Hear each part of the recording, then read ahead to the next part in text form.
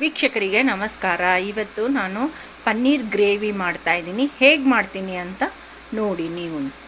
ಇಷ್ಟು ಬಾದಾಮಿ ನೆನೆಸಿಟ್ಕೊಂಡು ಗೋಡಂಬಿ ನೆನೆಸಿಟ್ಕೊಂಡು ರುಬ್ಕೊಳ್ತಾ ಇದ್ದೀನಿ. ಈಗ ಬಾದಾಮಿ ನೆನೆಸಿಟ್ಕೊಂಡಿದ್ದೀನಿ, ಒಂದು 5-6 ಹಾಕಿದ್ದೀನಿ, 4 ಹಾಕಿದ್ದೀನಿ.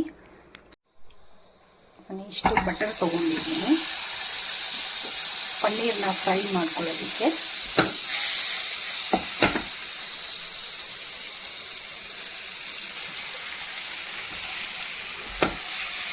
ನೋಡಿ, ಲೈಟಾಗಿ ಪನ್ನೀರ್ನ ಫ್ರೈ ಮಾಡ್ಕೊಂಡು ನೋಡಿ, ಈ ಥರ ಫ್ರೈ ಆದಮೇಲೆ ಒಂದು ಪಾತ್ರೆಗೆ ತೆಕ್ಕೊಬಿಡೋಣ.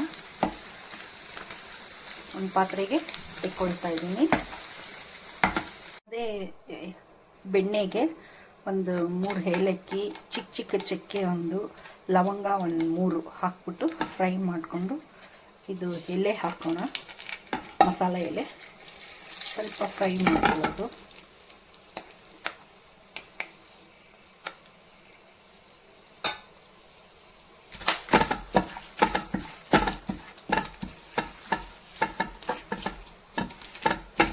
ಆ ಪನ್ನೀರ್ ಮಿಕ್ಕಿರೋ ಬಟರಲ್ಲೇ ಇದನ್ನು ಫ್ರೈ ಮಾಡ್ಕೊಳ್ತಾ ಇದ್ದೀನಿ.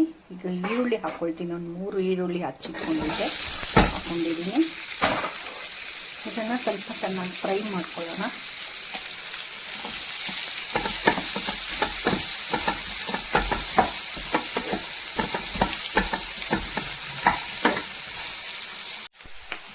ನೋಡಿ, ಈ ಥರ ಫ್ರೈ ಆಗಬೇಕು ಈರುಳ್ಳಿ.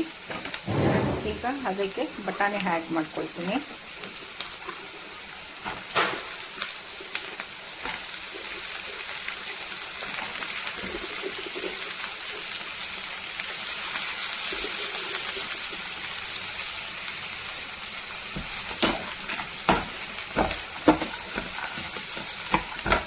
ನೋಡಿ, ಈ ಥರ ಆದಮೇಲೆ ಫ್ರೈ ಆದಮೇಲೆ ಟೊಮೊಟೊನ ಮಿಕ್ಸಿಗೆ ಹಾಕಿಟ್ಕೊಂಡು, ಟೊಮೆಟೊ ಪ್ಯೂರಿ ಹಾಕ್ತಾಯಿದ್ದೀನಿ.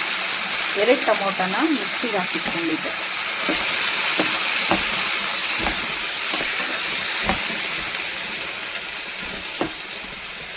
ನೋಡಿ, ಹಾಕ್ಕೊಳ್ಳಿ. ಚಿಲ್ಲಿ ಪೌಡರ್ ಹಾಕಿದ್ದೀನಿ.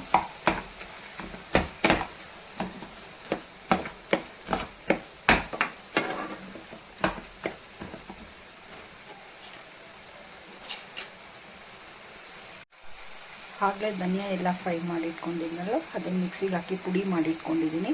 ಅದೊಂದು 4 ಸ್ಪೂನ್ ಅಷ್ಟು ಹಾಕ್ತೀನಿ.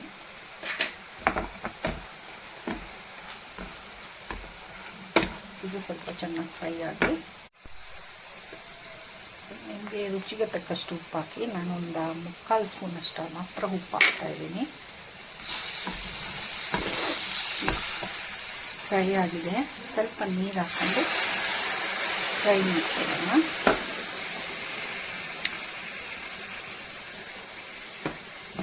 ಒಂದು 2 ಕುದಿ ಬರೆಯೋವರೆಗೂ,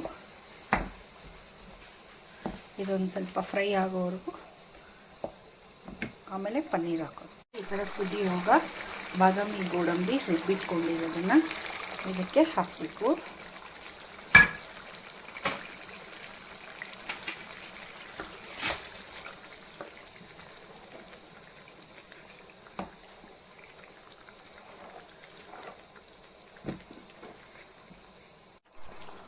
ಈ ಥರ ಬಾಯ್ಲ್ಡ್ ಆಗುವಾಗ ಫ್ರೈ ಮಾಡಿ ಇಟ್ಕೊಂಡಿರೋ ಪನ್ನೀರು ಹಾಕ್ಕೋಬೇಕು.